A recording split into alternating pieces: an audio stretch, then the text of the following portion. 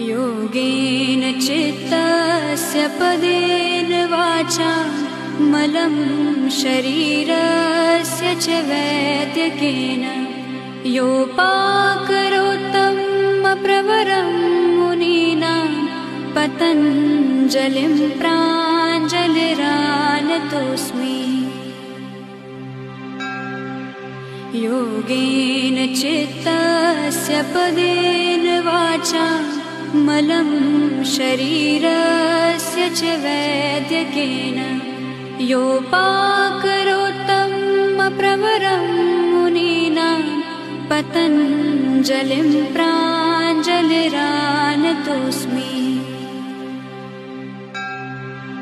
योगेन चित्तस्य पदेन वाचा मलं शरीरस्य च वैद्यकेन योपाकरोत्तं प्रवरं मुनीनां पतञ्जलिं प्राञ्जलिरानतोऽस्मि।